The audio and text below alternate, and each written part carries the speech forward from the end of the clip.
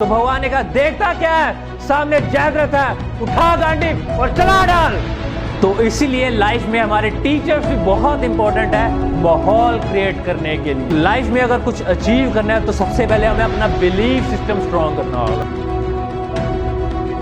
Atmosphere की बात कर रहे थे कि एटमॉस्फेयर होना बहुत जरूरी है, बहुत जरूरी है। अगर हम चाहे चंडी की वार ले, चाहे हमारे गुरुओं ने जो बताया, हर एक ने एटमॉस्फेयर क्रिएट करने की बात। आज भी युद्ध के मैदान में लड़ने से पहले एटमॉस्फेयर क्रिएट किया जाता है कि यस हम कुछ अचीव कर सकेंगे। तो बिलीफ सिस्टम कैसे स्ट्रॉन्ग करें, एटमॉस्फेयर क्या हो, माहौल क्यों जरूरी है हमारे लिए, तो उसके लिए आज से मैं 10-15 हज़ार साल पहले जाऊंगा। ये बहुत ही जरूरी है आप सबके लिए। महाभारत सभी ने सुनी है? तो महाभारत द्वापर युग की तरफ जाते हैं। द्वापर युग में हुआ था महाभारत, और महाभारत का युद्ध किस किस के बीच में हुआ था? कौरव और पांडव के बीच में, राइट। कौरव और पांडव के बीच में यह युद्ध हुआ था। कौरव के पास 11 अक्षौणी सेना थी और पांडवों के पास 7 अक्षौणी सेना थी। टोटल 18 अक्षौणी सेना थी। अब मुझे ये मत पूछना कि कितनी अक्षौणी होती है, एक अक्षौणी में कितने हाथी घोड़े होते हैं, ऐसा मैं नहीं बता सकता। बट ये बता सकता हूं कि उस वक्त, क्योंकि इतना टाइम हमारे पास नहीं है, उस वक्त 1 करोड़ लोग मरे थे उस युद्ध के दौरान। महाभारत का एक बहुत ही टॉपिक, मार्मिक एपिसोड जिसे कहते हैं, एक मार्मिक एपिसोड हुआ। अभिमन्यु के बारे में सभी ने सुना है? तो वो मार्मिक एपिसोड आता है अभिमन्यु वध। आप जैसा ही यंग था, वो बहुत छोटी एज का था और अपने पिता अर्जुन की तरह धनुधर था। वो बहुत ही बढ़िया धनुधर था।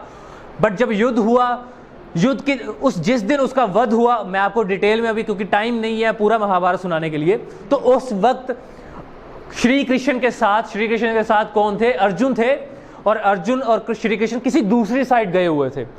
तो उस वक्त लड़ने के लिए अभिमन्यु सामने आया। अभिमन्यु जब चक्रव्यूह तोड़ता हुआ गया अंदर, तो उसको सबने, क्योंकि उसको चक्रव्यूह तोड़ना तो आता था बट उसको वापस जाना नहीं आता था। जब अभिमन्यु अंदर गया तो उसका वध सभी कौरवों ने मिलके किया। सभी कौरवों ने मिलके किया, क्योंकि बड़े बड़े महारथी सारे आए हुए थे और सभी ने मिलके उसका वध किया। युद्ध भूमि है और वीर गति को तो सभी प्राप्त होते हैं, वो कोई दिक्कत नहीं। बट उसका बहुत मार्मिक एक पार्ट है कि जब अभिमन्यु मर गया था, उसकी लाश पड़ी थी और उस लाश को जयद्रथ, आप सबको अगर पता है नहीं पता, तो जयद्रथ था कौरवों की तरफ से, उसने उसे लातों से मारा था। मतलब युवा जो धनुधर था, जब वो मरा पड़ा था तो उसको लातों से मारना शुरू कर दिया उसने। तो वो एक मार्मिक एपिसोड आता है। तो ये बात जब शाम हुई, युद्ध खत्म होने के बाद जब अर्जुन युद्ध से लौटे, तो उन्हें पता चला कि उनका पुत्र वीर गति को प्राप्त हो चुका है। तो उन्होंने कहा कोई बात नहीं, युद्ध भूमि है तो मेरा पुत्र वीर गति को प्राप्त हो, कोई बात नहीं, युद्ध भूमि में तो वीर जो है वीर गति को प्राप्त होते रहते हैं, कोई दिक्कत नहीं है। बट उसे जब ये पता चला कि मरे हुए अभिमन्यु को जयद्रथ ने लातों से मारा, तो उसे बहुत बुरा लगा अर्जुन को।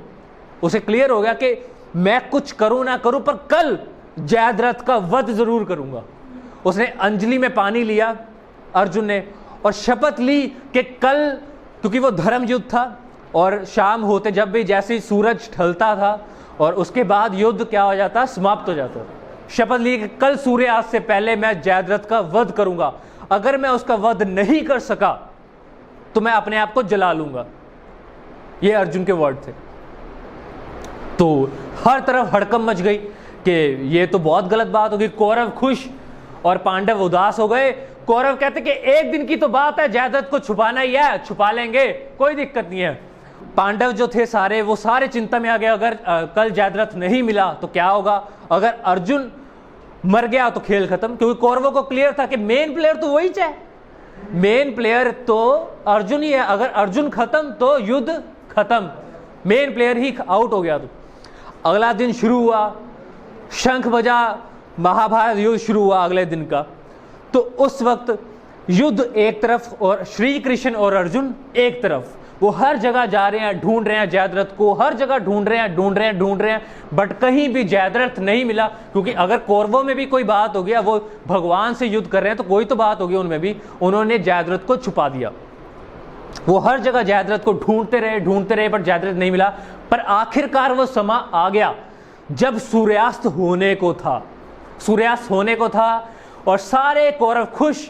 अर्जुन अपने रथ से नीचे उतरा, उसने गांडीव नीचे फेंका और नीचे बैठ गया कि ये तो मैं हार गया हूं, अब मुझे करना ही पड़ेगा। सूर्यास्त होने को था तो अर्जुन ने श्री कृष्ण को कहा कि हे भगवान कुछ कीजिए, जयद्रथ नहीं मिल रहा।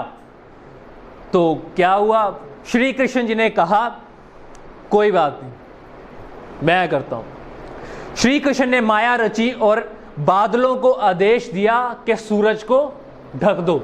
बादलों से सूरज को ढका दिया तो कौरव खुश, उन्हें लगा कि शाम हो गई।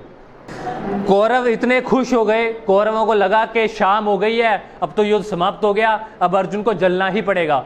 अर्जुन ने अपने आप गांडीव, उसके पास जो धनुष था उसे गांडीव कहते थे, उसने गांडीव नीचे रखा और नीचे बैठ गया कि मैं हार चुका हूं, मुझे लगता है खत्म हो, मुझे जलना ही पड़ेगा। और कहते हैं ना बेवकूफ लोग बेवकूफाने हरकतें कर ही देते।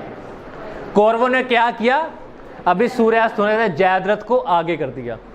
जयद्रथ को जब आगे कर दिया उसके, तो उनको क्लियर हो गया। जयद्रथ उसे गंदी गंदी गालियां निकालने लग गया और उसके बाद कौरव उसको गालियां निकालने लगे, हंसने लगे कि ये देखो अर्जुन तैयार हो जा जलने के लिए। तब श्री कृष्ण ने क्या किया, वहां पे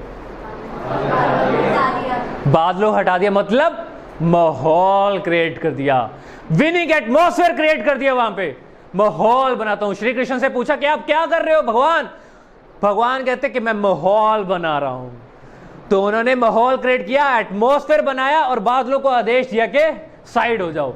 जैसे ही बादल साइड हुए और सूरज सामने हुआ, अर्जुन बहुत चक्का रह गया कि ये क्या हुआ।